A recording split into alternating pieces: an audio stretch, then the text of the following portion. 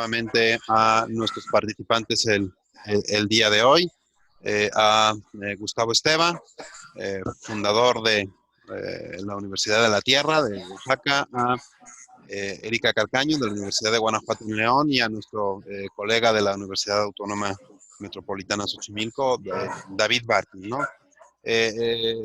Como saben, este es un ciclo de conferencias que iniciamos ya hace 7 semanas. Esta es la séptima sesión el día de... Voy a ir silenciando a los demás, ¿no? Para que... Esta es la séptima sesión y... el día de hoy tenemos una mesa, creo yo que muy especial, muy interesante, sobre alternativas a la política económica, no de política económica. La mesa de hoy fue solicitada y fue armada por David Barkin, al cual le agradezco mucho por haber armado esta mesa. Entonces, estoy abriendo el audio a los 3 participantes el día de hoy, nada más para que nos saludemos inicialmente. Y, si me deja, y por favor, David, no sé si quieras tú introducir un poco la idea de la mesa de hoy más allá de esto, o si damos la palabra ya directamente a Gustavo. No, yo voy a empezar. Ok, de acuerdo. Cambiamos un poco. Ah, perfecto. Yo quiero... fue en marzo que la sociedad emitió una declaración. Sí. Una declaración frente a la contingencia, a la emergencia que tenemos frente a nosotros. Y la CEPLA, como es su costumbre, en esta declaración expresó la necesidad de un cambio dramático en la política económica. Requirió enfrentar el problema de salud, está promoviendo la idea de un ingreso garantizado personal a toda la gente y una atención a diversas partes de la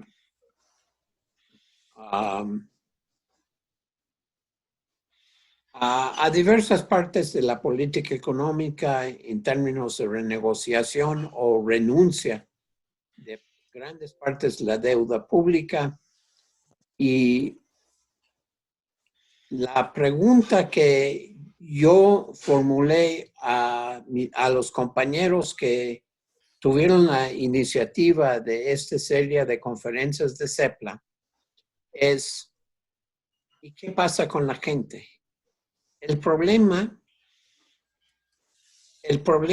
que enfrentemos en este momento en nuestro país y en toda la región es un problema muy grave de que la macroeconomía, si bien es muy importante y si bien está en este momento estructurada en términos de enfrentar inadecuadamente las necesidades de la gente, las reformas que plantea en esta declaración no se atienden, no se dirigen directamente a impulsar el bienestar de los más necesitados y los sectores, y creo que este es el punto más importante, los sectores con mayor capacidad de responder a las carencias nacionales ahora y para el futuro previsible.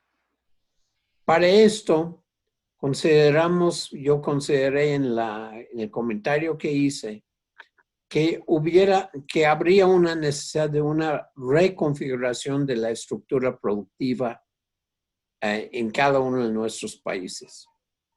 La macroeconomía en este momento se enfoca hacia la estructura productiva moderna, globalizada e integrada a mercados, dependiendo de una forma de operación que no es necesariamente la mejor manera de atender a las necesidades de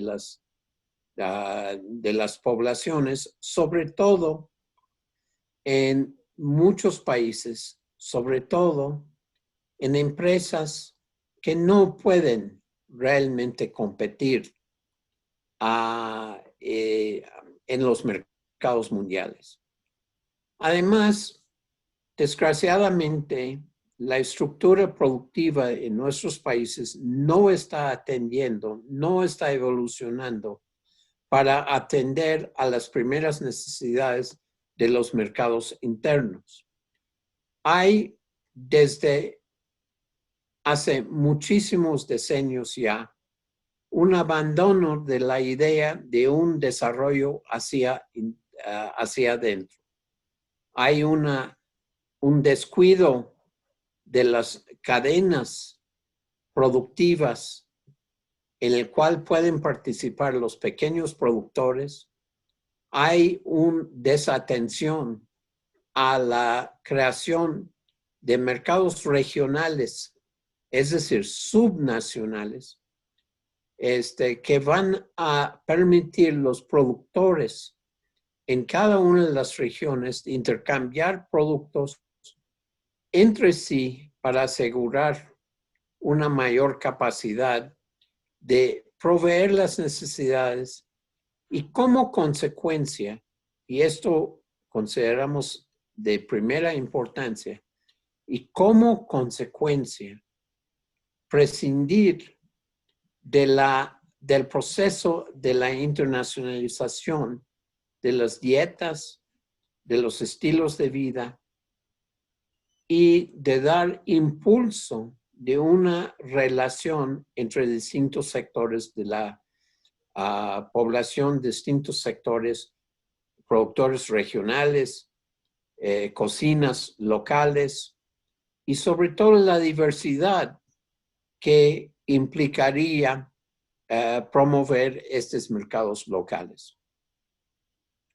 Está ampliamente comprobado que hay una capacidad, bueno, histórica, hay una capacidad de producción alimenticia de granos, de frutas y verduras y de proteínas que permitiría mejorar la calidad de vida de los grupos sociales de una manera y permitiría también entablar un comercio local con industrias pequeñas que tendrían una capacidad de surtir otros productos, los que no son agropecuarios, para el consumo masivo que podrían desplazar a los consumos, el proceso de consumo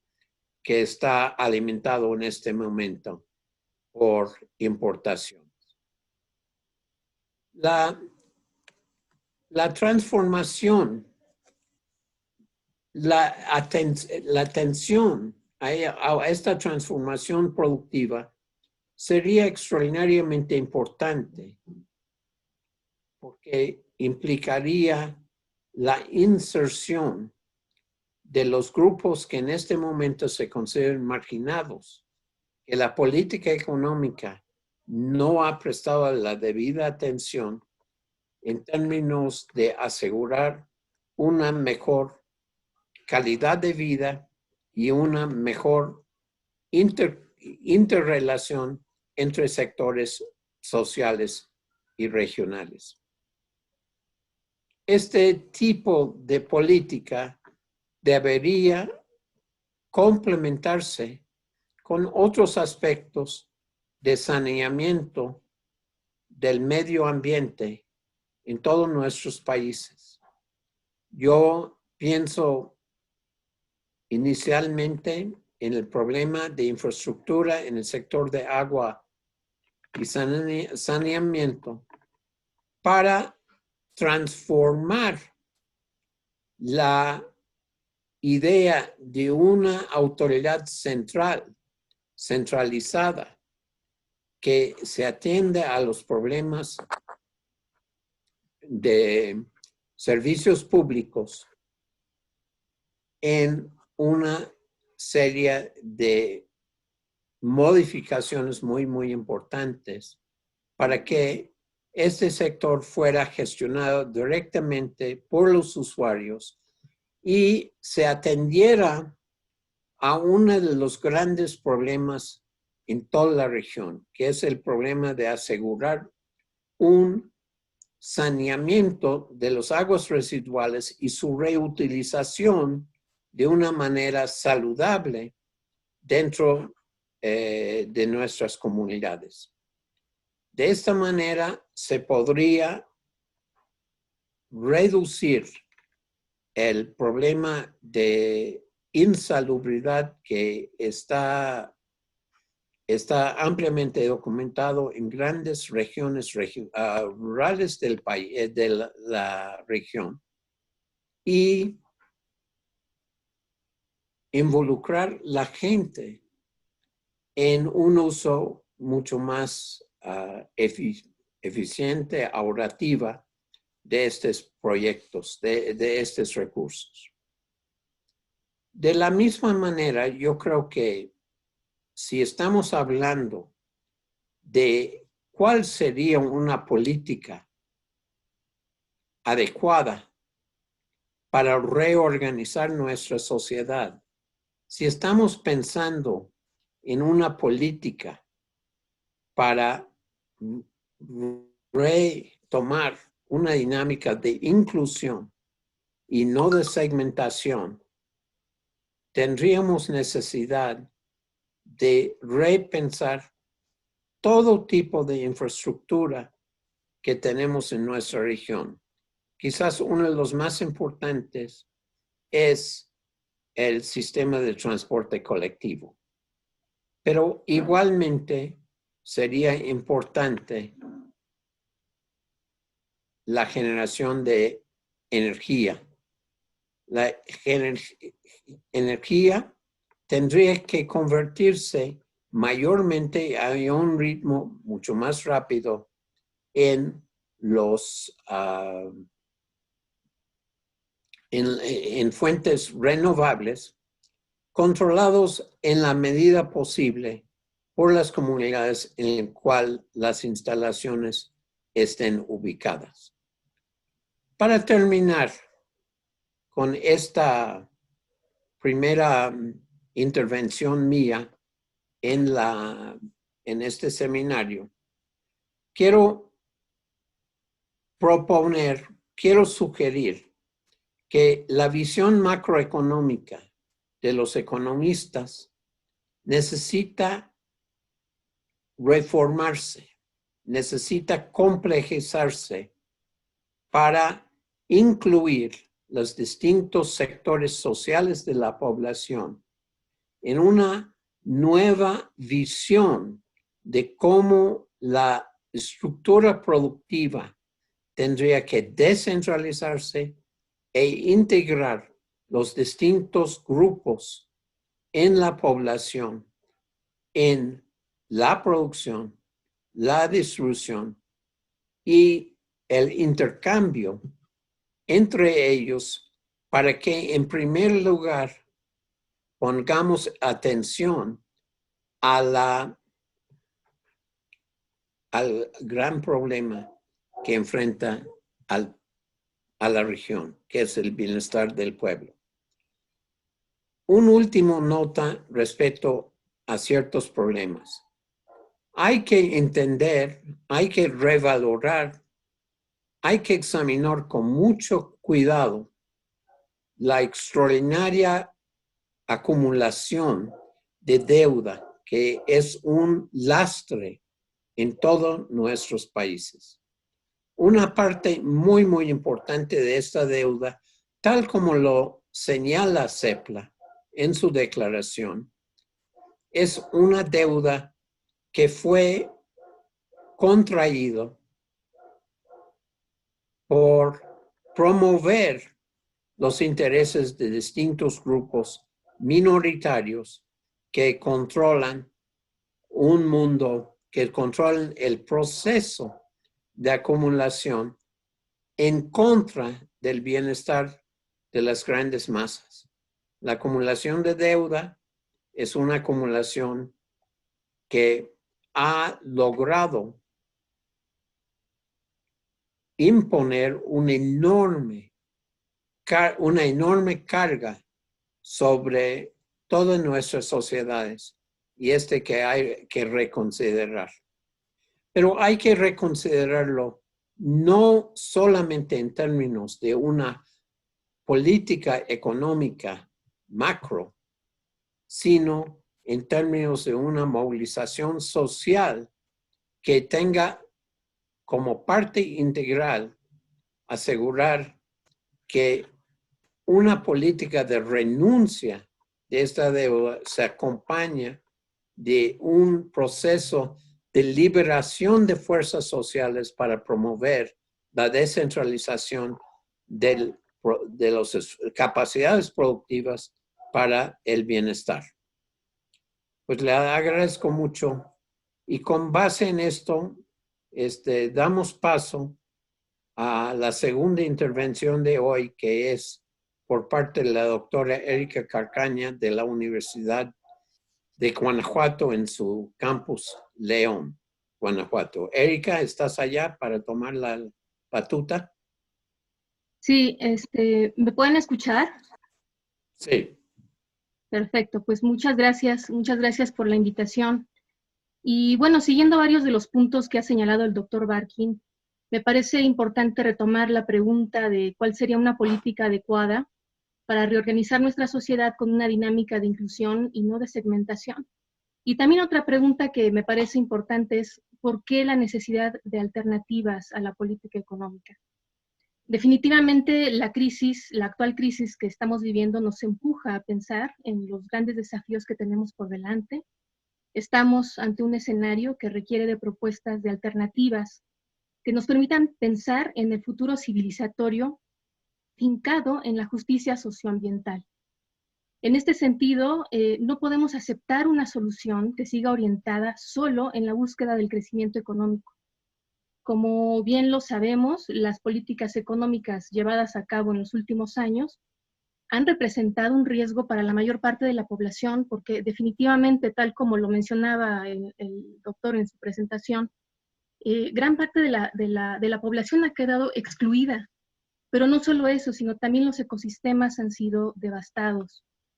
El caso más claro es el de los megaproyectos extractivos que han sido vistos como la panacea para alcanzar el crecimiento económico, pero que en realidad han resultado una trampa mortal en la que se encuentra la sociedad y también la naturaleza.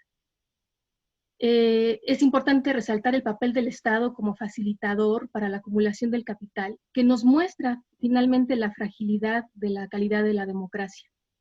Nos encontramos frente a un escenario en el cual el abuso del poder y la búsqueda por la maximización de beneficios económicos ha desembocado en muchos de los problemas que nosotros vivimos actualmente, como son ecosistemas devastados, despojo de las poblaciones indígenas, campesinas de sus territorios, pero también de una explotación laboral cada vez más ruin.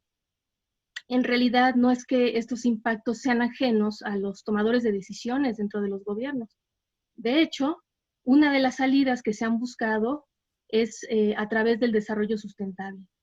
Sin embargo, esto, como bien sabemos, plantea grandes retos, ya que por una parte se propone generar estrategias que lleven a promover el bienestar de la sociedad y menores impactos al medio ambiente, pero por otra parte se sigue insistiendo en que la vía para alcanzarlo es mediante la senda del crecimiento económico. Y esto implica una contradicción, ya que la acumulación de capital que caracteriza al sistema económico dominante lleva implícito, obviamente, el crecimiento económico.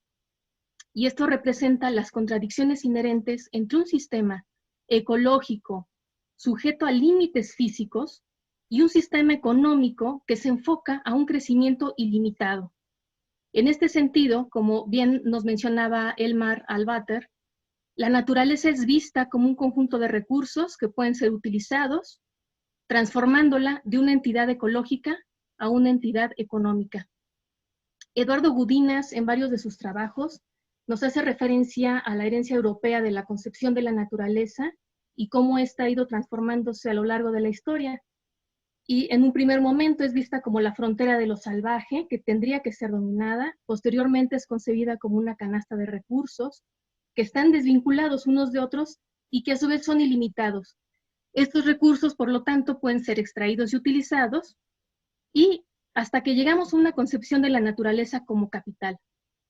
Esta concepción ha tenido mayor fuerza e impulso a partir, yo diría, de la década de los 80 con la implementación de medidas de corte neoliberal. Entonces, la naturaleza, al ser vista como una entidad económica, implícitamente se orientará a la valoración monetaria de esta. De tal forma que este capital natural, entre comillas, estaría al servicio del mercado, dejando de lado otro tipo de valores que son inconmensurables, como los valores ecológicos, culturales, espirituales y también estéticos. La reducción de la naturaleza como un componente más dentro del mercado termina diluyendo las particularidades del funcionamiento de los ecosistemas. Por lo tanto, yo diría que pensar en alternativas implica el cuestionamiento del actual modelo de producción y de la implícita destrucción de la naturaleza que trae consigo. Implica además el cuestionamiento de una idea de sociedad marcada por el interés individual y de la dicotomía que se plantea entre el ser humano y la naturaleza. La pregunta que tendríamos que plantearnos en estos términos es, ¿cuáles tendrían que ser los principios que tendrían que regir un pacto de justicia ambiental? Y cómo estos se pueden materializar en propuestas alternativas a la política económica. Considero que hay varios elementos que debemos de tomar en cuenta, tanto en la esfera de la reproducción, así como en la esfera de la producción. Desde la esfera de la reproducción, si lo vemos desde el punto de vista del ecofeminismo, resaltaríamos la importancia del cuidado y del sostenimiento de la vida. Desde el ecofeminismo partimos del hecho de que la vida humana es ecodependiente, es decir, dependemos de la naturaleza y de lo que la naturaleza nos proporciona. La vida de los seres humanos tiene dos insoslayables dependencias, la que cada persona tiene de la naturaleza, pero también la que tenemos de las otras personas. Al respecto, hay una autora ecofeminista que es Yayo Herrero, que señala algo que a mí me parece muy interesante. Ella dice que tenemos una segunda dependencia que viene dada por el hecho de que vivimos encarnados en cuerpos que son vulnerables, que son finitos, y para poder desarrollar la vida, cada persona necesita serlo inevitablemente inserta en una sociedad que garantice que esa vida vulnerable va a ser cuidada. Los servicios públicos, la sanidad, la educación, etc. Y por supuesto que en esta crisis sanitaria que estamos viviendo, de repente, toda la lógica del cuidado cobra una gran importancia, ya que aparece visibilizada y nos damos cuenta de que, curiosamente, son los trabajos peor pagados, menos valorados, más despreciados y menos protegidos. Desde la esfera de la producción, desde el punto de vista ecofeminista, es que la producción tiene que ser una categoría ligada al mantenimiento de la vida y al bienestar de las personas. Es decir, lo producido debe ser algo que permita satisfacer las necesidades humanas con criterio de equidad. Pero valdría la pena preguntarse, ¿qué es lo que tendríamos que producir? ¿Cómo producirlo? ¿Para quién producirlo? ¿Cuáles serían aquellos trabajos socialmente necesarios para ello? Implicaría entonces abordar un proceso de reorganización del modelo productivo, abordar esta transición con criterios de equidad, y implicaría suponer abordar la distribución y el reparto de la riqueza, y también suponer lo que Enrique Leff llama una racionalidad ambiental en el acto de apropiación entre la sociedad y la naturaleza. Es decir, como lo menciona Víctor Toledo, entendiendo un metabolismo o el metabolismo como el proceso por el cual los miembros de toda sociedad se apropian y transforman ecosistemas para satisfacer sus necesidades. Pensándolo desde este punto de vista, es pensar en un planeta finito, que en un planeta finito el crecimiento económico ilimitado no es posible. Dentro de la racionalidad instrumental, una de las soluciones a la crisis ambiental y social, y por supuesto que de alguna manera se refleja dentro de las políticas económicas que se llevan a cabo, muchas veces se limitan a la innovación tecnológica. Y esto lleva a implicaciones de tipo ético. Por ejemplo, ante los retos que impone el cambio climático, se plantea una transición energética. El problema es que no se proyecta con el objetivo de ser utilizada como un bien social, sino para alimentar procesos de producción y acumulación económica. Lo mismo ocurre con la agricultura industrial. Según algunos reportes, los argumentos clave de las empresas es que, según la Organización de las Naciones Unidas para la Alimentación y la Agricultura climáticamente inteligente debería incrementar de forma sostenible tanto la productividad agrícola y los ingresos, adaptar y desarrollar resiliencias al cambio climático y eliminar emisiones de efecto invernadero. Pero paradójicamente quienes lo promueven son, por ejemplo, la Alianza Global para la Agricultura Climáticamente Inteligente, que incluye la FAO, el Banco Mundial, la industria del comercio alimentario, que a su vez incluye a empresas como McDonald's, Unilever o Nestlé. También a la industria de semillas como Monsanto y principalmente la industria de fertilizantes, que constituye el 60% de los miembros del sector privado de la Alianza Global para la Agricultura Climáticamente Inteligente. Este tipo de medidas al final promueven soluciones falsas que, lejos de generar un beneficio social y ambiental, terminan perjudicándolo. Tal es el caso de la apropiación de tierras a través del despojo, deforestación y pérdida de biodiversidad para llevar a cabo agricultura intensiva. Aunado, obviamente, a la presión que ejercen empresas de biotecnología como Monsanto. Entonces, dentro del fundamentalismo del mercado y las falsas soluciones tecnológicas, se van retrasando las soluciones que pueden ser reales. Ante esto, considero que es necesario volver la mirada hacia la adopción tanto de una ciencia con conciencia ambiental y social que contribuya a generar vías de emancipación. Es preciso dar mayor relevancia a proponer y generar modelos tecnológicos alternativos que tomen en cuenta tanto la preservación de los ecosistemas y que estén pensados también en función de que prevalezca el valor de uso sobre el valor de cambio. Las ecotecnologías pueden ser una herramienta que pueden contribuir para lograr este fin. Ya la unidad de ecotecnologías del Centro de Investigaciones de Ecosistemas de la UNAM menciona que las ecotecnologías deberían de cumplir con criterios ambientales, sociales y económicos.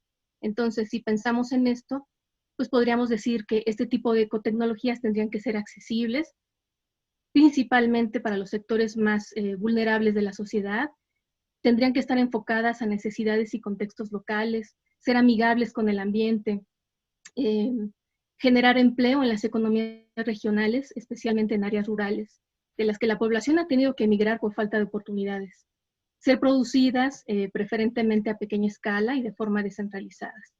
También tendrían que ser adaptadas y difundidas mediante procesos participativos. Una ecotecnología que vale la pena mencionar es la agroecología, ya que la adopción de esta ha sido muy útil como un instrumento en la construcción de la soberanía alimentaria, pero también ha sido muy útil como herramienta de lucha, de defensa, de reconfiguración y de transformación de tierras y territorios disputados en territorios campesinos. De ahí la importancia de entender que la implementación, en este caso de una ecotecnología, tiene sentido sí y solo sí, está ligada a un proyecto común que tiene su esencia en el uso no depredatorio del territorio. De ahí creo yo que la relevancia de plantear como primer paso de la emancipación la defensa de este. Entonces, se trata de un escenario en el que estamos, donde se vuelve cada vez más común el acaparamiento de tierras para la puesta en marcha de megaproyectos, como los monocultivos, la minería, entre otros.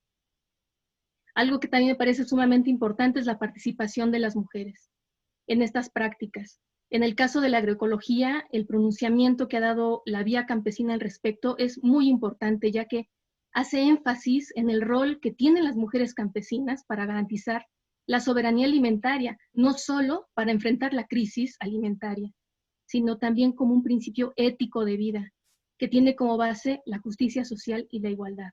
Y a su vez, Lo importante también que considero es que visibiliza la demanda y las necesidades de una reforma agraria integral que redistribuye la tierra en plena participación e integración en todo su proceso, garantizando obviamente no solo el acceso a la tierra, sino a todos los instrumentos y mecanismos en condiciones de igualdad. Finalmente, quiero concluir que ante la crisis de civilización que estamos viviendo, resulta apremiante mirar hacia otros paradigmas que nos permitan tener una relación con los ecosistemas y con el mismo ser humano como ser cultural, social y subjetivo. Son muchos los retos que tenemos por delante. El sistema de acumulación de capital no hace sino reproducirse a sí mismo, produciendo efectos que son devastadores y también irreversibles. Me parece que es necesario replantear y cuestionar la forma en la que se está dirigiendo la ciencia y la política económica. Necesitamos sin duda un desarrollo científico y una ética de la economía que sea para la vida, no para el capital. En términos de Foucault, que promueva la biopolítica y no la tanatopolítica. Tenemos mucho que aprender de las comunidades que están luchando por sus territorios desde una política emancipatoria. Muchas gracias. Muchas gracias, Erika. Y nuestro tercer participante hoy, pues un viejo amigo que se acaba de oscurecer su pantalla, Gustavo. No. Ah, ya. Muy bien, Gustavo Esteva es, como dijo Sergio, lo reitero, fundador de la idea de la Universidad de la Tierra y lo ha operado durante muchísimos años allá en Oaxaca y colabora con comunidades allá, pero en todas partes del mundo. Es uno de los fundadores de algo que creo que es muy importante conocer, que es el tapete global de alternativas. Gustavo. Muchas gracias por la invitación, David. Para intervenir, quisiera decir ante todo que quisiera adoptar una hipótesis alternativa a la de la CEPLA. Quiero decir básicamente que no estamos en crisis ni sanitaria ni crisis mundial, que sabemos todos que las crisis son parte de la forma de existencia del capitalismo y que toda crisis tiene solución y esto en que estamos no tiene solución. Creo que The Guardian tuvo mucha razón cuando decidió hace un año dejar de usar el término cambio climático o calentamiento global por considerar que eran meros eufemismos respecto al colapso climático que es el que padecemos. Y esto significa que el clima que teníamos ya no existe, ya no está allí, y que casi nada sabemos del nuevo clima que está emergiendo. El colapso sociopolítico es mucho más profundo que el climático. Y esto quiere decir que estamos ante la implosión de todas las instituciones sociales, económicas, políticas con las que vivíamos. Y esto significa que estamos en la implosión de la modernidad, del capitalismo, el Estado-nación, la democracia y especialmente el elemento fundamental de todo eso que es la patriarquía. Entonces tenemos que enfrentar no una crisis, sino ver cómo resolvemos la crisis, sino enfrentar un colapso en el que el colapso no se da una solución, sino se exige la reconstrucción. Y veo con preocupación que mientras los poderes y las fuerzas oscuras están en plena reconstrucción, aceptando y asumiendo el colapso, hay muchas personas progresistas que no están manejando eso como colapso y que siguen pensando en el pasado. Una segunda hipótesis que quisiera poner sobre la mesa es que estamos en un momento de incertidumbre radical. Esto significa muy concretamente que las tendencias profundas que existían, que nos permitían anticipar lo que podía pasar, ya no están allí.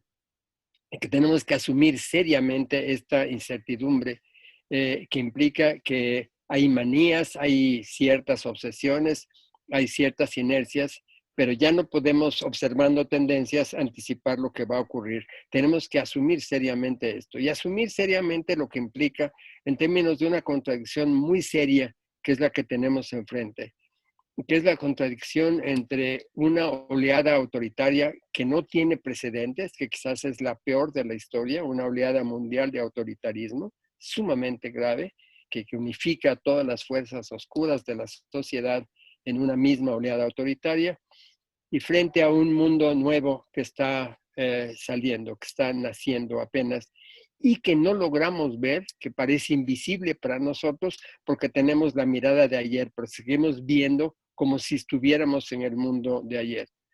Daría un ejemplo de cómo se manifiesta esto en los días del coronavirus. Por una parte, tenemos un ejemplo espectacular de algo inesperado, algo que parecía inconcebible, que es que miles de millones de personas, quizás más de la mitad de la población mundial, incluso aquellos que eran rebeldes, críticos del gobierno, que no podían creer en los gobiernos, que resistían todo lo que dijera el gobierno, de pronto agachan la cabeza y obedecen pasivamente una serie de instrucciones disparatadas. Tenemos un ejercicio de obediencia mundial como nunca se había visto en la historia. Bueno, frente a ese hecho de una obediencia que realmente me produce frío en la columna vertebral, al mismo tiempo vemos por todas partes un ejercicio enorme, por todas partes, de todos los tipos de manifestaciones de nuevas formas de desobediencia. De desobediencia, empezando por desobediencia a esa idea verdaderamente pavorosa que nos han estado diciendo. Nos dicen todo el tiempo que vivimos y se nos exige que nos comportemos porque la ciencia está indicando que debemos hacerlo así, porque son conclusiones de los científicos, porque dice el presidente de México que nada de lo que hará es por ocurrencia, que todo se basa en lo que dicen los científicos. Y eso es en un momento escandaloso de impotencia de la ciencia para decirnos qué cosa es esto, para caracterizar siquiera la famosa enfermedad, mucho menos para hablar de su tratamiento, de su manejo apropiado. Este es uno de los momentos en que se refleja una posibilidad de desobediencia radical, incluso a la ciencia, a lo que se nos presentaba como la verdad y como lo que debía gobernarnos con certeza. Un punto a partir de estas miradas alternativas es en la propuesta de la CEPLA, que es un grupo sin duda de gente progresista que está tratando de ver hacia adelante y que ante la emergencia, después de pensar en la crisis, hace propuestas que parecen muy radicales, pero que desde mi punto de vista, además de ser imposibles, representan un retroceso y un retroceso muy serio. Daría dos ejemplos muy concretos. Uno menciona la CEPLA en sus propuestas que habría que ocuparse de la socialización de la banca con participación en la gestión del Estado, de sus trabajadoras y trabajadores, tanto como de la comunidad y los usuarios para administrar democráticamente los recursos financieros de la sociedad con fines de desarrollos alternativos. Primero, no necesitamos desarrollos alternativos, tenemos alternativas al desarrollo, no nuevos desarrollos alternativos. Segundo, ya sabemos lo que significa, tenemos experiencia en qué significa eso de nacionalizar la banca, nacionalizar los recursos financieros y administrarlos democráticamente. Sabemos muy bien qué cosa es eso de administrar democráticamente los recursos de toda la sociedad. Esto me parece claramente que se está pensando en un pasado relativamente lejano, no en la situación en que estamos ahora, que tendríamos que ver una posición completamente distinta respecto a los recursos financieros, que no es ni expropiarlos, ni agandallárselos, ni ponerlos en manos de un grupo de administradores estatales. Es una cosa completamente distinta. Pondría un ejemplo aún peor de la propuesta. Es la propuesta que dice que el Estado debe garantizar en la coyuntura la salud de toda la población. Eso me parece verdaderamente terrible, me parece un retroceso escandaloso. ¿Qué cosa es eso? De entrada, ¿qué es eso de garantizar la salud? es negar, por ejemplo, que la mayor parte de los pueblos indígenas no tienen la palabra salud y entienden las cosas de una manera completamente distinta a cómo se dice en esa noción de salud. Pero segundo, sabemos bien lo que es el sistema institucional de salud. Fue un escándalo cuando Illich, hace 50 años, dijo en la primera línea de Némesis Médica, la medicina institucional se ha convertido en una seria amenaza para la salud. Todo el mundo lo criticó hasta que empezó a verse que claramente tenía razón y que su iatrogénesis era un hecho. En 97 tuvimos las primeras pruebas estadísticas, cuando en Estados Unidos, que manejan estas cosas más o menos bien, calcularon que los médicos y los hospitales se habían provocado más enfermedades y muertes que las que habían aliviado.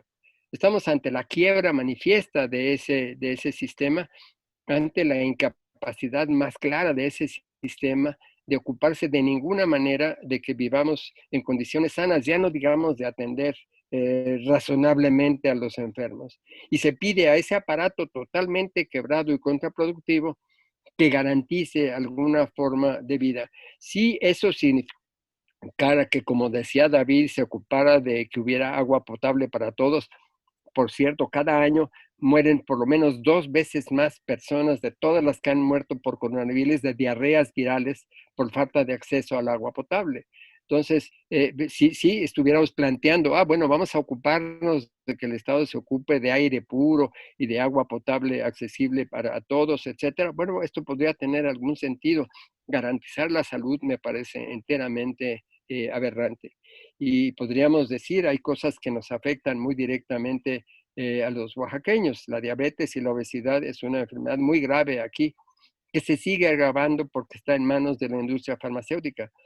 Si, por ejemplo, la CEPRA estuviera proponiendo como una medida urgente que, puesto que la Coca-Cola está en más lugares que el virus, y la Coca-Cola se sabe con seguridad que causa todo tipo de daños a la salud, causa todo tipo de adicciones, todo tipo de problemas, que se cancelara la posibilidad de existencia de la Coca-Cola, de la producción y distribución de Coca-Cola, yo empezaría a pensar que se están ocupando de que la gente viva en condiciones sanas. Pero veríamos inmediatamente que eso no es posible.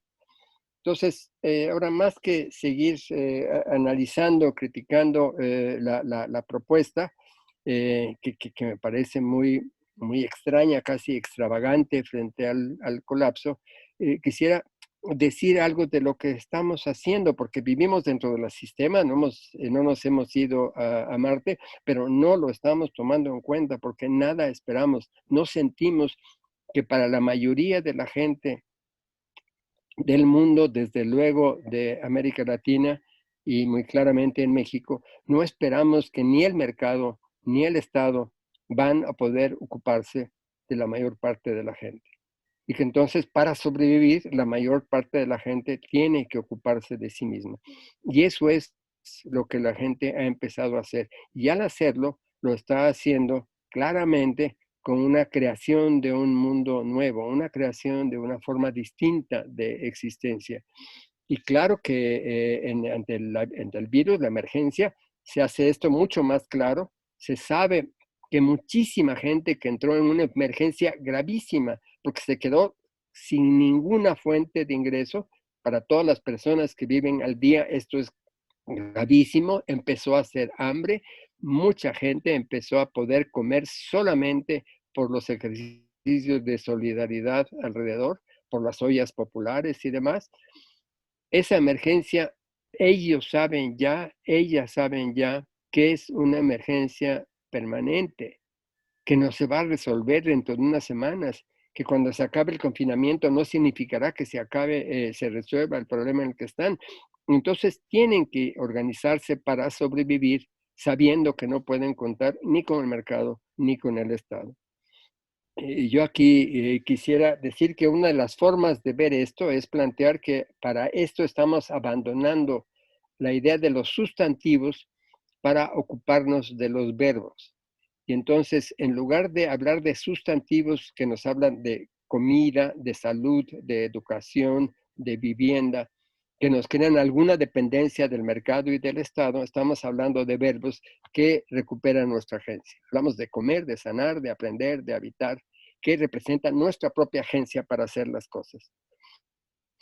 Quiero plantear la hipótesis con mucho vigor de que esta batalla en la que hoy estamos, esta batalla feroz, se va a definir en el estómago. Hay una serie de personas que van a estar dispuestas a enchufar su estómago al sistema de producción y distribución de alimentos, que con mucho gusto a través de Uber Eats seguramente les llevará hasta la boca la comida, esa comida tóxica que les está sirviendo, y si es posible se las dará ya digerida. Quiere decir que es un sistema de total dependencia de ese sistema alimentario. Y tenemos enfrente la posibilidad de lo que dice Vía Campesina, que su consenso, este consenso asombroso de cientos de millones de campesinos es: tenemos nosotros que definir por nosotros mismos lo que comemos y tenemos que producirlo. Yo creo que recordaré una vez más la famosa frase de Galeano, el poeta uruguayo, que dijo: en estos tiempos de miedo global, quienes no tienen miedo al hambre, tienen miedo de comer. Hay 1.000 millones de personas que se van hoy cada día a la cama con el estómago vacío. Hay hambre, y hay hambre hoy de nuevo entre nosotros, claramente en todas partes del mundo. Está el hambre de muchas personas que comen día a día. Hay colas interminables en las kitchen soups de los Estados Unidos. Hay un hambre de nuevo. Y quienes no tienen hambre saben que todos sus cuerpos están contaminados, enfermos, por lo que le llaman alimentos y que le están sirviendo en el mercado. Lo que está haciendo la gente es claramente cambiar ese patrón, cambiarlo radicalmente. Se multiplican en el mundo entero y se ha intensificado en estos días la producción de alimentos en casa, no solamente el cultivo en casa, que hay un avance asombroso, sino también el producir alimentos en casa se dio en la mayor parte de las ciudades norteamericanas en el último mes una curiosísima escasez, una escasez radical de yeast, de la levadura para hacer pan, porque la gente se puso a hacer pan y desapareció la levadura de las tiendas porque todo el mundo compró esa levadura y se puso a hacer pan. La gente está haciendo en su casa la comida, está tratando de cultivar. Claro, a veces cultiva tomates reaccionarios cuando es nada más la moda individual y va a comprar sus semillas a Walmart, o hace tomates revolucionarios porque lo hace con un grupo de amigos. Entonces, en eso, y desde luego confiando de nuevo en campesinos. Quizás una de las se duplicó por 2 el enorme número de arreglos que ya había entre consumidores urbanos y productores rurales.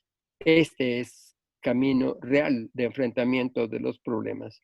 Esto es la gente, los consumidores urbanos que empiezan a asociarse con los productores rurales y organizan formas de intercambio que intercambian saberes e intercambian muchas más cosas. Esto implica que hay una posibilidad distinta para los productores rurales que no están esperando el precio de garantía del gobierno, están esperando que les caiga alguna vez un centavo, sino que están viendo cómo se asocian con otros como ellos para vivir en una vida más sensata, más apropiada, intercambiándose entre sí. Están multiplicándose unas formas de trueque muy geniales que implican trueques sin equivalencia. Se están dando todos los días aquí en México y en toda América Latina trueques sin equivalencia, donde ya tenemos una serie de ejemplos documentados. Desde luego estamos en el camino de sanar, no de tener servicios de salud, de vivir sanamente, hacer innecesarios los servicios de salud y tenerlos como recurso cuando enfrentamos problemas específicos. Y ahí encontramos que se dan una combinación muy notable de los saberes tradicionales con elementos contemporáneos. Tenemos la perspectiva muy clara de que se acaben las universidades y las escuelas. Se van a atrever al final a hacerlo, cerrar las universidades, porque ahora todo podrá ser por una programación online. Y que la gente sea servida igual que la comida, igual serían los saberes en su casa a través de estos mecanismos virtuales. Por eso, frente a las posibilidades de esta posibilidad atroz de la educación online, tenemos la posibilidad muy clara de aprender en libertad de otra manera. Y aquí quisiera subrayar un aspecto. Si estamos haciendo todo esto con los verbos, con esto de comer, con nuestra capacidad de producir por nosotros mismos nuestra comida, con sanar, con nuestras propias maneras de sanar, nuestros propios hábitos de vivir sanamente. Si se trata de aprender en libertad, sin currícula, sin diplomas, sin los cartabones profesionales, una de las cosas fundamentales es lograr habitar, que es decir, dejar de ser residentes y transeúntes, vándalos transeúntes, como diría Wendell Berry, para convertirnos en habitantes, ocuparnos nosotros de hacer nuestro hábitat, ocuparnos nosotros del lugar en que vivimos, ocuparnos de cuidarlo, de hacerlo, de darle forma, aplicar de nuevo el arte de habitar para que podamos ser realmente habitantes y no solamente residentes o transeúntes. Y si hablamos de verbos, pues sin duda el más importante es el amar. Y el amar significa que quizás los tres pilares de ese nuevo mundo que ha surgido ya, que está por todas partes, es la amistad, la esperanza y la sorpresa. Para aquellos que no tienen la fortuna de tener algo que puedan llamar comunidad, que no tienen atrás de ellos un nosotros fuerte que defina quiénes son, la amistad es el camino.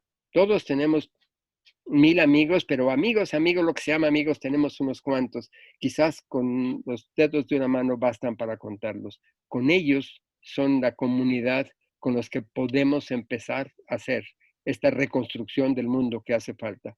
Alimentando la esperanza que, como dijo Václav Havel, esperanza no es la convicción de que las cosas van a ser de una determinada manera, eso es expectativa, sino la convicción de que las cosas tienen sentido independientemente de lo que resulte.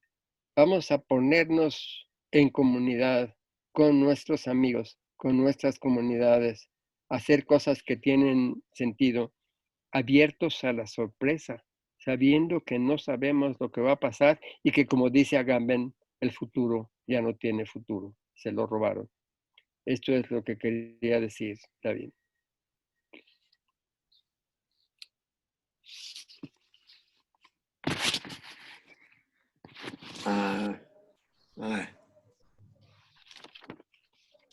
Ya se te escucha, David. Gracias. Gracias. A mí escuchando lo de los dos colegas aquí, me da mucho gusto realmente retomar y con eso devolver la sesión a ti, Sergio, para que haya participación de los que nos están escuchando. Decir que es realmente un honor y un placer tener como amistad con Gustavo Esteva y con Erika Carcaño. Yo creo que es muy, muy importante.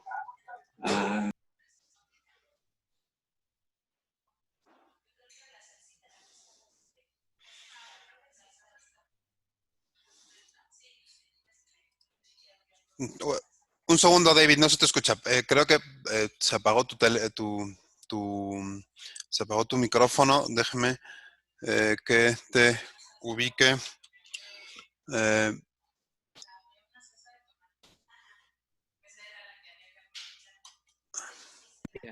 Ya, ahorita ya se te escucha.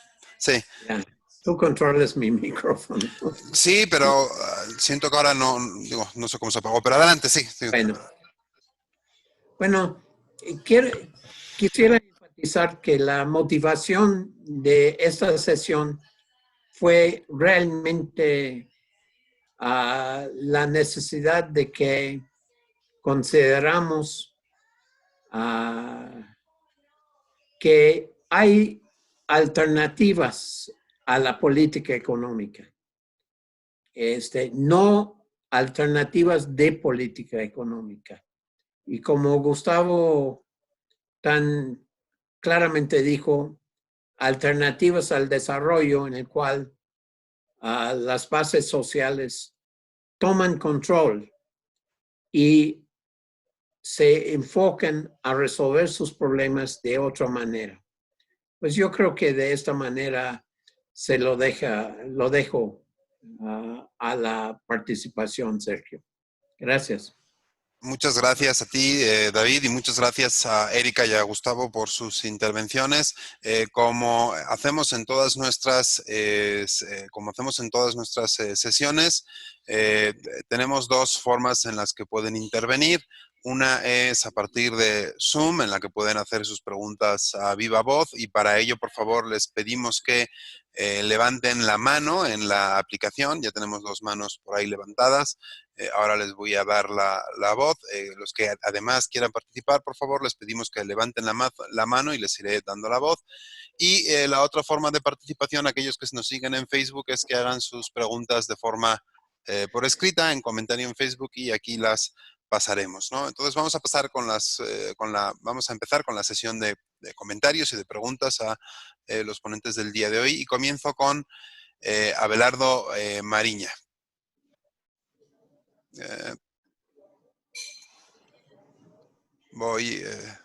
A veces no responden ya tan rápidamente. Adelante, Abelardo. Escuchan, ¿verdad? Bueno, en primer lugar, pues quiero agradecer a los tres invitados sus exposiciones tan interesantes. Yo creo que sí se abre una perspectiva de reflexión para todos los que estamos participando, que puede parecer semántica, pero que no lo es, ¿sí? Alternativas de política económica y de desarrollo por un lado, alternativas a la política económica y al desarrollo por el otro lado. El título mismo de esta sesión, de esta conferencia, es muy sugerente en ese sentido. Yo creo que no estamos tan alejados, ¿sí? Quienes planteamos estas dos vertientes, digo, aparentemente que pueden ser consideradas semánticas. Pero bueno, fue esa una idea central, un objetivo central de programar esta sesión. Justamente lo que señalaba David, me voy a prolongar a lo mejor un poquito más de lo que habitúo, porque es importante entender el contexto. Y creo que aquí hay un malentendido. CEPLA, la Sociedad de Economía Política Latinoamericana y Pensamiento Crítico, elaboramos un documento que terminamos alrededor del 20-21 de abril, que es un documento de 2.5 cuartillas, ¿sí? Es un documento en donde nosotros tratamos de dar un comentario y una respuesta a las medidas económicas que pronunció el gobierno federal, en una perspectiva en donde aceptábamos, bueno, estamos de acuerdo en los lineamientos generales, pero medidas específicas que ahí se estaban planteando. Creo que Gustavo leyó otro documento, porque nosotros en ese documento de 2.5 cuartillas nunca planteamos la nacionalización de la banca y tampoco planteamos en ese documento que el Estado garantice la salud. No, de ninguna manera eran nuestras pretensiones. Sí tiene un enfoque macro, sí, porque es una respuesta a una serie de planteamientos que hace el gobierno federal. Pero al mismo tiempo, porque yo creo que aquí es donde tenemos muchos elementos en común que hay que seguir desarrollando. Nosotros lo que planteábamos en ese documento es que había que desarrollar políticas inmediatas durante la contingencia sanitaria, ¿sí? En un segundo nivel, medidas de mediano plazo que tienen que ver con cómo se debe de ir saliendo de la contingencia, que son las medidas que se anunciaron en recientes días y que creemos que debemos de estar alerta. Antier tuvimos alguna discusión al respecto, ¿sí? Pero todo esto enmarcado de políticas de largo plazo que lo planteamos explícitamente, tienen que estar orientadas a la reconstrucción nacional, ¿sí? Tras 40 años de devastación resultado del neoliberalismo, pero también somos claros de que dentro del capitalismo no hay posibilidades de un real desarrollo. Entonces, sí quería yo precisar esto porque en particular, Gustavo, ese no fue el documento que nosotros publicamos el 20-21 de abril, era algo mucho más modesto, ¿sí? Pero bueno, esto en primer lugar. En segundo lugar, yo sí quiero retomar, y yo creo que eso es lo relevante, ¿sí? Coincido plenamente, sí, con que la nueva perspectiva, una alternativa al desarrollo, como ustedes señalan, necesariamente tiene que tener una base comunitaria. En eso estoy convencido.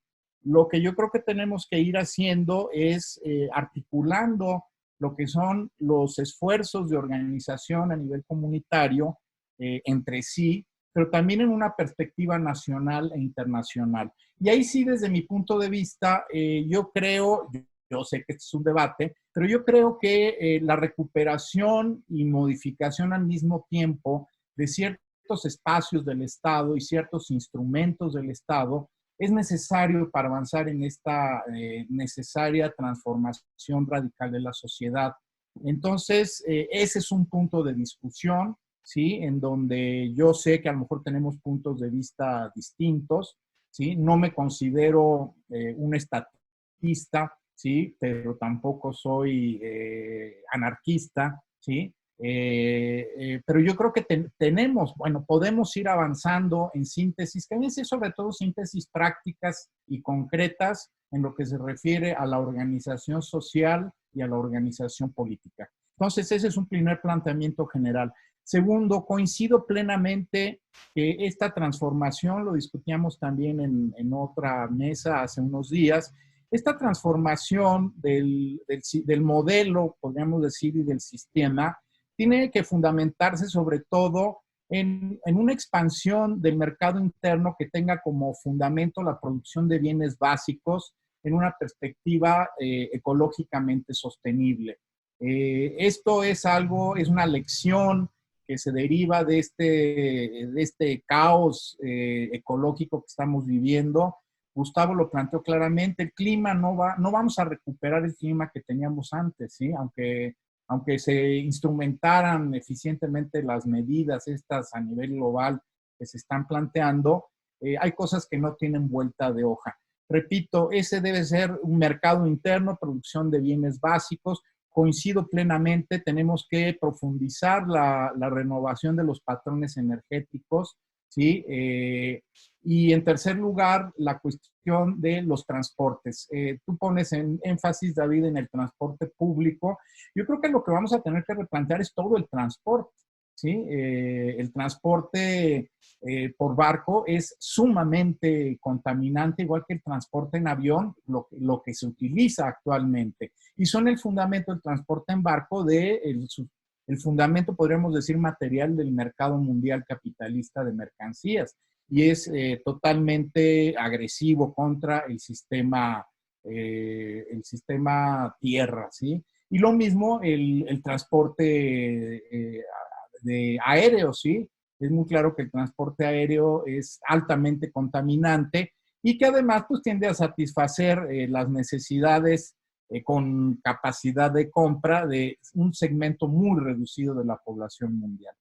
Y yo con eso me quedaba y nuevamente agradezco mucho. La idea de este ciclo de conferencias es abrir debates, ¿sí? Y yo creo que estamos teniendo éxito en eso, en abrir debates. Muchas gracias. Muchas gracias, Abelardo. Y vamos a dar la palabra ahora a Arturo Pacheco, que también levantó la mano. Adelante, Bien. Arturo. Buenas tardes, gracias, Sergio. Bueno, permítanme hacer una introducción y luego unas preguntas, tal vez, o una invitación al debate. Bueno, un poco con sarcasmo de mi parte, así como se dice benditas redes sociales y luego malditas redes sociales, según nos convenga, ¿verdad? Pues yo diría bendita la pandemia. ¿Por qué? En tres sentidos. Nos estamos dando cuenta con esta pandemia que el asunto, que la bronca es mundial.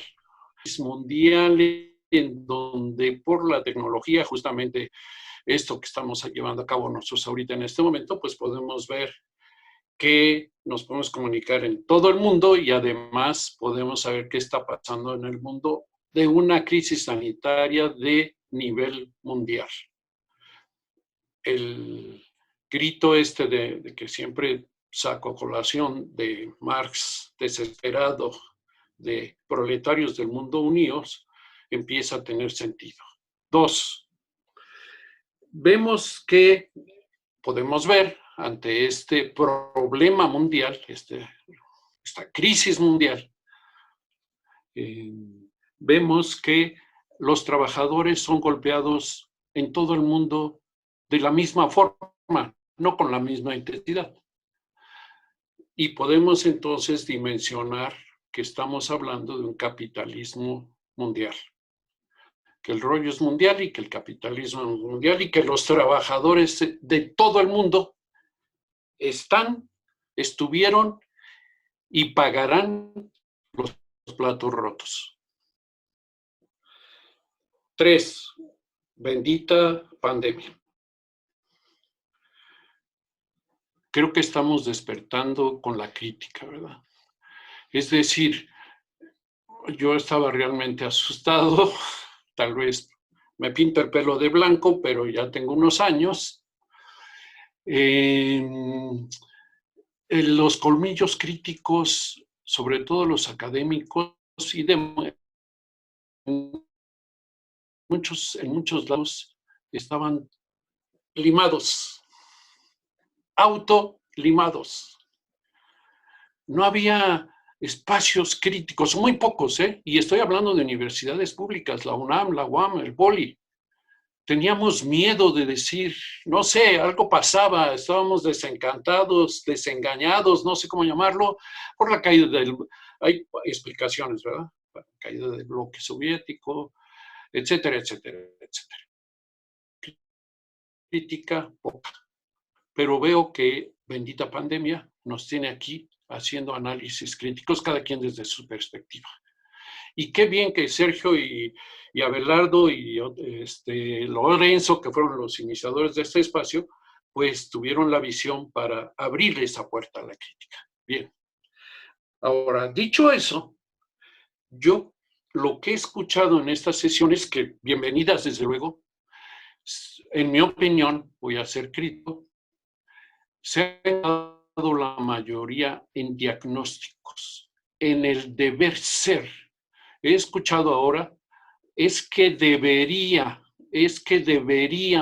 y está bien, y bien fundamentadas las preguntas, deberíamos, ¿verdad? Porque hay diagnósticos, compañeros conocedores, cada quien en su reflexión, pero deberíamos. Ay, no, pues yo ¿dónde firmo? Estoy de acuerdo, deberíamos. La pregunta es, ¿quién y cómo? ¿Quién va a transformar esto y cómo? No digo que sea fácil, no digo que se agote ahorita, no digo que yo tenga la solución, pero digo que tenemos que pasar y dar el siguiente paso en la escalera, ¿verdad? ¿Quién y cómo? ¿Los pueblos indígenas? ¿Cómo? ¿Los trabajadores? ¿Cómo? ¿Las mujeres feministas? ¿Cómo? ¿Y quién? ¿En dónde? ¿Cuándo? No, las mujeres feministas deberían de. No, bueno, a mí no me ayuda mucho. Sí es parte del diagnóstico. No, los pueblos indígenas deberían. No, pues sí. No, es que deberíamos de estar en contra de los megaproyectos. No, pues sí, estoy de acuerdo. Y se argumenta por qué, ¿verdad? Y se dan cifras y qué bien. Bienvenidas, son parte del diagnóstico, de la denuncia. ¿Quién y cómo? Gracias. Gracias a ti, Arturo. Y ahora voy a dar la palabra a Mario Fuente. Adelante, Mario. Sí, ¿qué tal? Gracias, Sergio. Sí, lo que yo quiero comentar simplemente es que si el evento es una invitación al debate, Creo que un primer elemento que se tendría que aclarar, y ahí yo pediría al maestro Esteba que haga la reflexión si mi percepción es diferente o no, que se están haciendo como dos niveles del debate. Entendí que el maestro Esteba hablaba que lo que estamos enfrentando hoy ya no es lo que nosotros llamábamos como capitalismo y ni la figura del Estado. Una de las, gran parte de las participaciones han estado haciendo referencia a esto, a cómo enfrentar este avance del capitalismo, cómo enfrentar esta crisis, pero en su hipótesis alternativa del maestro Esteba planteaba que estamos, no sé, maestro, a un post-capitalismo, estamos a otra figura. Incluso el concepto de Estado fue muy enfático a hablar de otro tipo de entidad que no es la que tenemos actualmente. Entonces, en concreto, más es un poco aclarar, si yo entendí esta parte de lo que menciona Esteba, de que estamos leyendo dos contextos diferentes y eso tiene implicaciones en las acciones. Si no estamos enfrentándonos ante un capitalismo, ante un colapso de capitalismo o un postcapitalismo, las estrategias son diferentes a las que hemos pensado todo el siglo XX. Gracias. Muchas gracias a ti, Mario. Y le damos ahora la palabra a Leinad, que es otro colaborador nuestro del área de sociedad y acumulación capitalista y que nos va a pasar las preguntas de Facebook. Hola, ¿qué tal? Muy buenas tardes a todas y todos. Primero que nada quiero extender un agradecimiento a los tres ponentes, a la compañera también que nos acompañó, porque nos coloca en el centro del debate temas muy importantes para poder entender esta coyuntura. Y aprovechando este espacio también, como les había comentado Sergio, estamos recabando las preguntas también por medio de Facebook. Hemos tenido una participación muy activa y tenemos dos preguntas de dos contactos de Facebook, una dirigida a la profesora Erika y otra al profesor Gustavo. La primera es para Erika. ¿Qué es y cómo se entiende esto que Erika menciona en su discurso como ecofeminismo? Y la que tiene dedicatoria a Gustavo, la pregunta es la siguiente, leo textual. ¿Qué opinas sobre la dificultad de hacer comunidad si los vínculos o relaciones que establecen entre sí esta actual multiplicidad de actores solo tienen un rasgo en común, que es la diferencia? Esas serían las dos preguntas hasta el momento. Agradezco de nuevo y bueno, sería todo por mí. Gracias, Sergio. Gracias a ti, Leinad. Y David, ¿cómo te parece que sigamos para las respuestas y los comentarios adicionales de los ponentes? ¿En qué orden te parece? Pues vamos a invitar a Erika a comenzar. De acuerdo, perfecto, muy bien. Erika. Un segundo, estoy iniciando el audio, lo que pasa es que luego Zoom a veces no responde tan rápidamente a la primera. Uy, ya, por fin creo que sí. Perfecto. Bueno, yo quisiera hacer una intervención respecto a lo que comentó el profesor Arturo sobre esto del deberíamos. Él mencionaba, bueno, quiénes, cuándo, quiénes son aquellos que tendrían que hacer las cosas, ¿no? Yo quiero retomar el título del libro del doctor Barkin, que se llama De la protesta a la propuesta, ¿no? Y de las acciones que se han llevado a cabo, pues evidentemente hay grupos sociales perfectamente bien identificados que están en esta lucha constante y en la construcción de alternativas al desarrollo. Y aquí, pues yo quisiera retomar lo que dice Boaventura de Sousa, ¿no? Que hay como si hay dos vías precisamente ante esta situación que vivimos. Por una parte, en términos de una revolución epistemológica, pero también tenemos los ejemplos tanto de los movimientos sociales o de las praxis de grupos particulares. Y en este sentido, cuando yo daba mi discurso, pues hago referencia a grupos muy particulares que son de grupos indígenas campesinos que definitivamente han puesto en marcha estrategias emancipatorias y de construcción precisamente de procesos autonómicos. Y que parece muy también paradójico respecto y una lucha muy fuerte y frontal con una visión o con objetivos que muchas veces son diferenciados, por ejemplo, en términos tanto de la política económica y también objetivos que tienen que ver con la sobrevivencia, reproducción y futuro de las mismas comunidades campesinas.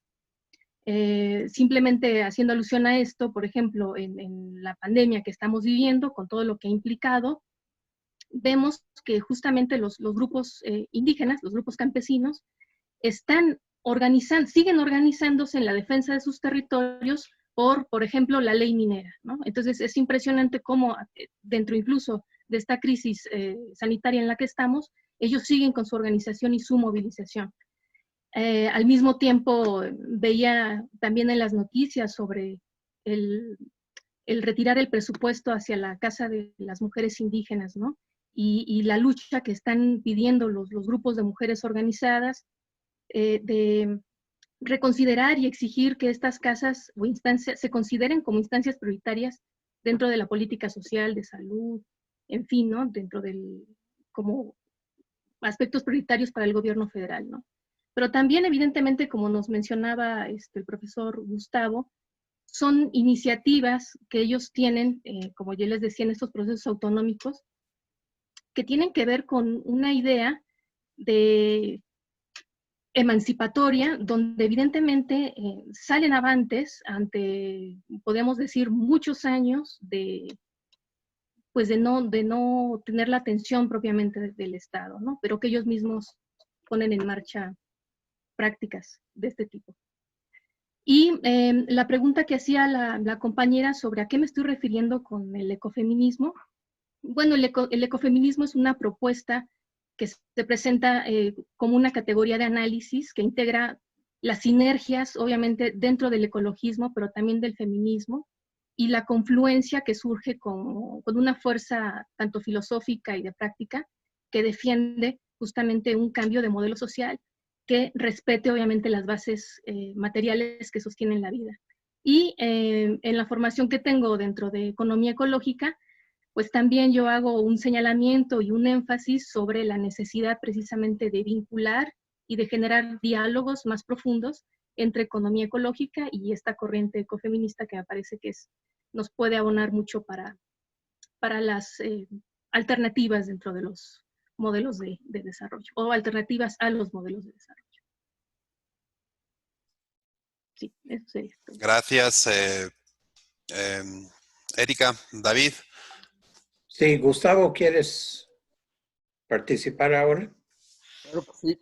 Y me encanta la forma en que terminó Erika. Claro, por ahí pienso que lo que están inventando las mujeres sí que fue espectacular el 8 de marzo. Creo que es el camino más sólido que se ha abierto ante nosotros. Y que en una medida muy, muy importante, ahí está la clave para pensar verdaderas alternativas. Empezaría con el comentario de lo que nos dijo Mario. Un régimen termina cuando no es capaz de reproducirse.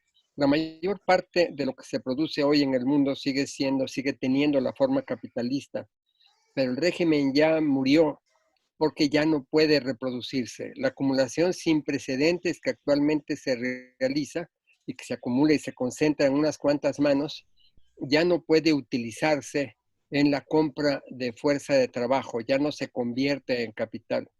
Y yo creo que reconocer que el fin del capitalismo, como dice Jape, no es una buena noticia, porque no es una oportunidad de emancipación, sino un deslizamiento a la barbarie, es muy importante reconocerlo. Reconocer que ha terminado ese régimen y que se ha pasado, el modo de producción se convirtió en un modo de despojo que es particularmente mucho más agresivo que todas las formas anteriores de capitalismo y que tenemos que es muy importante, como dijo el propio Mario, muy importante saber que las luchas para esto que es de naturaleza postcapitalista son distintas que las luchas que hacíamos con el capitalismo. Por ejemplo, un arma fundamental de los trabajadores en la sociedad capitalista, que es la huelga, ahora le están promoviendo los excapitalistas porque les conviene mucho para sus fines. Las luchas, los instrumentos de lucha que ahora tenemos que tener son muy distintos a los que teníamos antes. Y esto se aplica por igual al Estado, a pesar de las ilusiones y de los rituales, lo que era el Estado ya no está allí. Estas instituciones persisten por siglos con sus rituales. Si uno va a Inglaterra, lo llevan a visitar el palacio de la reina Isabel, pero Inglaterra no es una monarquía. Persisten muchos rituales de los estados-nación, pero ya no está ahí su sustancia. Lo que desde que se nació el Estado-nación en la Paz de Westfalia, todo el tiempo los gobiernos, los estados se ocupaban de administrar la economía nacional. Eso ya pasó a la historia, no existe ninguna economía nacional. Los estados se ocupaban de crear los mercados, administrarlos y curar el capital de sus propios excesos. Eso ya no puede hacerse porque no hay economías nacionales, todas las economías se han transnacionalizado. Y entonces esto nos permite, al estar viendo las cosas desde esta nueva era en la que estamos, en la que ya estamos, y no es por el virus, venía desde antes del virus, esto implica que no hay nada que recuperar. Cuando se trata de recuperemos el Estado, lo que era el Estado ya no está allí. Y esto no se trata de estar pensando entre las viejas discusiones ideológicas entre estatismo y anarquismo. Estamos hablando de realismo, de ver en qué realidad nos estamos moviendo y qué se trata de hacer en esa realidad. Y en esa realidad, por ejemplo, no se trata de ver cómo podríamos expandir el mercado interno de una manera ecológicamente sostenible, sino cómo podemos liquidar dramáticamente los consumos que estamos haciendo, porque esa es la única forma de sobrevivir. Y tenemos que acabar con el patrón consumista dominante y con la forma consumo de relación entre nosotros y de relación con los demás. Quisiera mencionar brevemente algo de lo que mencionó Arturo. No hablé nunca de nadie que debería hacer nada, ni arriba ni abajo, ni siquiera los economistas progresistas. Yo solamente hablé de quiénes y cómo estábamos haciendo cosas hoy para enfrentar la emergencia que será permanente para la mayor parte de nosotros. Hablé exactamente de quiénes y cómo nosotros, todos nosotros, los que estamos, nosotros y nosotras, que estamos ocupándonos de las cosas que corresponden a las funciones básicas. Y para esto sirve quitarnos de algunas ilusiones. Por ejemplo, de que creernos eso de que existe una pandemia. La pandemia es una categoría de chicle que se puede utilizar absolutamente para cualquier cosa. Pueda sacar un rosario de 20 pandemias que han existido hace tiempo y usar esa categoría de 1000 maneras, pero la pandemia que se usa hoy, primero es una traición, una distorsión brutal de la historia de las epidemias y cómo las epidemias empezaron a llamarse pandemias, y se distorsiona profundamente ese significado histórico para inventar una pandemia que no tiene ningún sustento, ninguna forma de aplicarse en la realidad.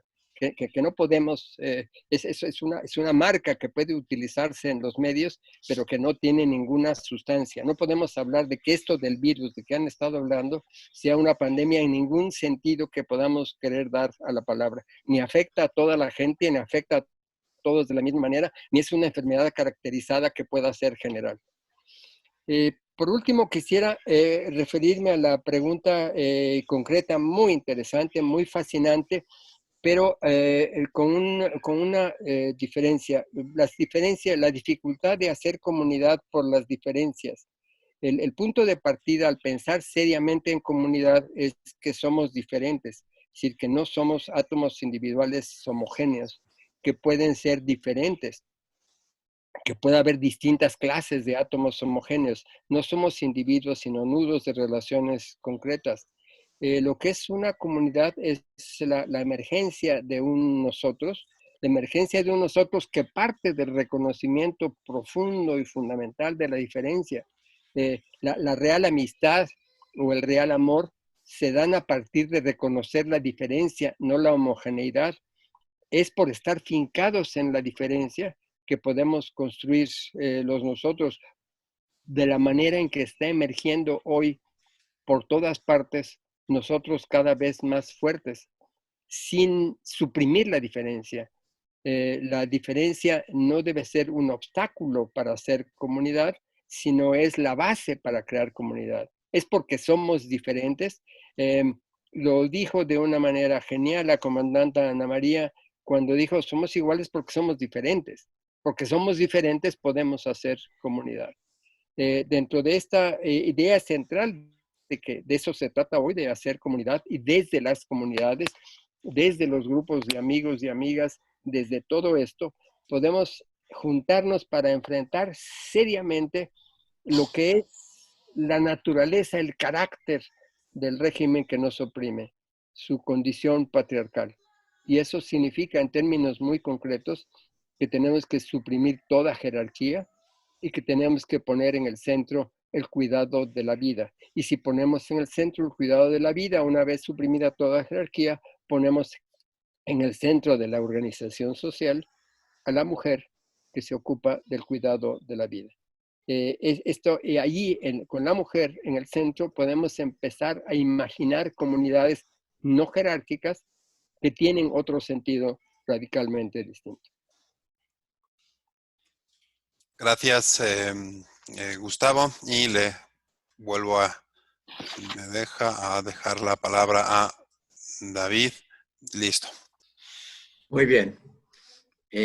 Yo creo que lo realmente extraordinario de lo que estamos viendo en este momento, que no es solamente del momento de del llamado pandemia o mal llamado pandemia, es el surgimiento de la insistencia de grupos a lo largo y ancho de la región de crear, de permitirles florecer como comunidad. Tenemos muchos ejemplos de esto. Erika mencionó la problemática que se está dando en la Corte Suprema en este momento con Tosepan y su cuestionamiento de la ley minera en México. Tenemos una sesión anterior de este mismo seminario de CEPLA, donde se presentó muy claramente la problemática del Tren Maya y el surgimiento de la base en todo entre los centenares de pueblos de la península de Yucatán, de un nuevo, bueno, quizás no nuevo, pero un resurgimiento, un reforzamiento de los lazos de comunidad, intercomunidad, que están creando nuevas bases para su unidad y su militancia, para permitirles, para insistir que ellos tienen de qué ofrecer. De qué ofrecer en el sentido de una dieta propia, de una nueva forma de interactuar y proteger sus recursos, y quizás no solamente de proteger, sino recuperar. Y será muy, muy interesante. Esto lo vimos en Hermosillo hace muy poco tiempo con una reunión de grupos indígenas, de grupos originarios que están volviendo a cuestionar toda la política, todas las concesiones, pero ahora cuestionar está tomando otra forma. Está tomando una forma de que nosotros tenemos alternativas que queremos hacer en nuestras comunidades, en nuestros territorios, y con eso podemos construir no solamente a nuestro bienestar, sino al bienestar de toda la gente en nuestras regiones. Y eso me pareció muy interesante en la reunión en Hermosillo. Lo estamos viendo lo mismo en Dakota con los grupos indígenas de primeras naciones que están insistiendo que ellos están retomando el derecho de permiso, de paso en su territorio. Y en Canadá lo vemos con los jefes hereditarios que están retomando el control frente a lo que había sido un sistema electoral bastante tergiversado. Pero no implica solamente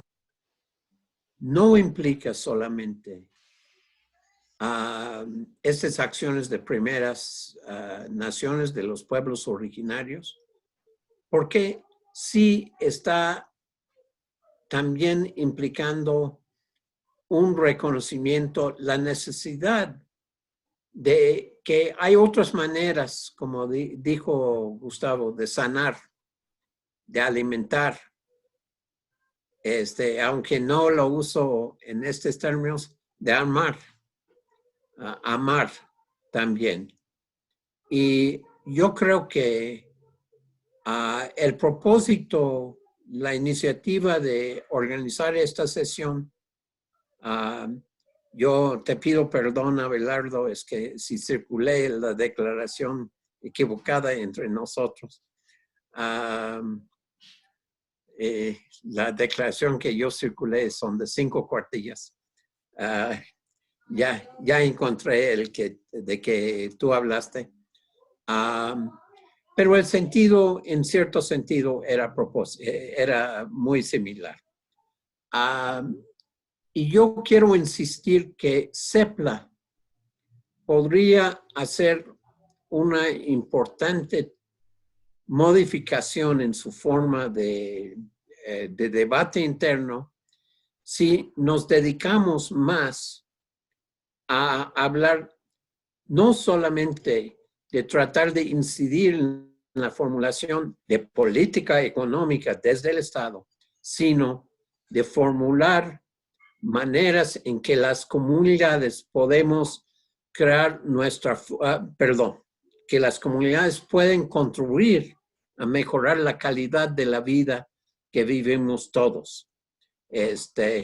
Y celebremos su capacidad y en este momento su disposición de entablar comunicación, interacción con nosotros para, en parte, enseñarnos y en parte promover lo que en nuestro grupo llamamos ciencia postnormal.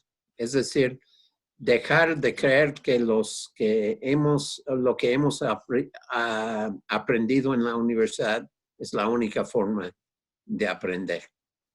¿Hay más preguntas, Sergio?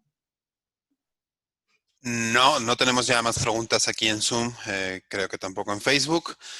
No sé si quieran añadir algo más. Erika, ¿quieres agregar algo?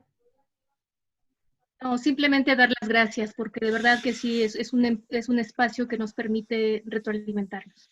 Entonces, muchísimas gracias por la oportunidad y el espacio. Gustavo. Sí, también estaría en el agradecimiento porque me gusta mucho esta oportunidad de tener debates sin ofensas, que podamos seguir discutiendo sin mentarnos la madre, que podamos debatir a partir de posiciones diferentes y con hipótesis distintas. Hay una cosa que a lo mejor resulta pertinente para lo que estamos discutiendo y para el ambiente en que vivimos. Se trata de comparar la inmunidad con la comunidad. Y entonces rechazar la inmunidad. La inmunidad es el rechazo al munus, que es la obligación recíproca que tenemos unos con otros. Entonces eso tenemos que rechazarlo. No queremos inmunidad, no queremos vivir inmunes, no queremos vivir sin obligaciones recíprocas con los otros. Queremos la comunidad, que es precisamente aceptar esas obligaciones recíprocas con otras y con otros. Entonces, creo que es esto que trabajó mucho tiempo y brillantemente Esposito, que tiene 2 libros sobre el tema. Creo que se vuelve una metáfora muy interesante para la situación actual en que se nos ha planteado la separación, la distancia, la sana distancia, la separación individual, la separación familiar como una condición de supervivencia y de cuidado de los demás. En realidad está haciéndose lo contrario. Lo que hoy hace falta hacer ante la emergencia es intensificar lo más posible la interacción humana. Tenemos que encontrar formas con imaginación, con talento, con los cuidados debidos tenemos que encontrar formas que nos permitan interactuar más intensamente con los demás. Se ha creado una aberración que es convertir a todos los otros seres humanos en enemigos mortales. Si nos acercamos a ellos y los tocamos, nos pueden matar porque nos contagian una enfermedad mortal. Es lo contrario, tenemos que abrazarlos cada vez más y cada vez más fuerte y firmemente para poder, abrazados, caminar juntos en la construcción del mundo nuevo. Esa es la desobediencia más importante que tenemos hoy que hacer. No estoy planteando que hacer manifestaciones, salir a la calle y que salgamos todos abrazados a la calle. Estoy planteando, usando la metáfora para subrayar, lo que necesitamos es intensificar nuestra interacción para enfrentar juntas y juntos el horror atroz que tenemos enfrente y que no es el virus. Es algo mucho peor que el virus. Muchas gracias. Gustavo, me pide la palabra también Abelardo Mariña antes de cerrar, que quiere intervenir. Y yo también quería hacer, bueno, que intervenga primero, yo también quería hacer una aclaración, pero que intervenga primero Abelardo, ¿no? No, nada más es agradecerles. Muchos integrantes de CEPLA estamos viendo esta conferencia, sobre todo en Facebook, y reiterar, ¿no?, que estamos abiertos completamente a la discusión, al debate. Como dice Gustavo, sin mentarnos la madre, ¿sí? Yo creo que tenemos muchos puntos de articulación que evidentemente pues hay que seguir desarrollando. No tenía el gusto de conocer a Erika, me gustó mucho tu exposición, muchas gracias.